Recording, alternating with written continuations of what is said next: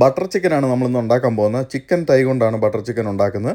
2 kilo chicken തൈ മേടിച്ചിട്ട് ഓരോ ചെറിയ പീസും നമ്മളത് 3 പീസാക്കി മാറ്റുകയാണ്. അതിനുശേഷം മാരിനേറ്റ് ചെയ്യുന്നതിന് വേണ്ടി പോവുകയാണ്. മാരിനേറ്റ് ചെയ്യുന്നതിന് വേണ്ടി നമ്മൾ വേണ്ടത് മഞ്ഞൾപ്പൊടി, മല്ലിപ്പൊടി, മുളക് പൊടി, അതുപോലെ ജിഞ്ചർ ഗാർലിക് പേസ്റ്റ്, ലെമണ്, അതുപോലെ ഉലുവയുടെ ഇല പൊടിച്ചത്, ഇതെല്ലാം കൂടെ അങ്ങോട്ട് മാറ്റി വെച്ചിട്ട് ഉപ്പിടുന്നു ആദ്യം. അതിനുശേഷം ഈ കൂട്ടുകളെല്ലാം കൂടെ അതിനകത്തോട്ട് ഇടുന്നു. തൈര് കൂടെ ആഡ് ചെയ്യുന്നു.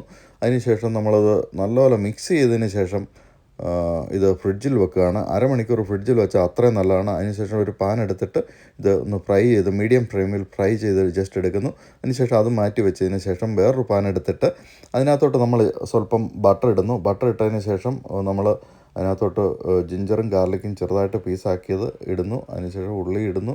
ഉള്ളി ഇട്ടതിന് ശേഷം നമ്മൾ കാഷ്യൂനട്ട് ഇടുന്നു.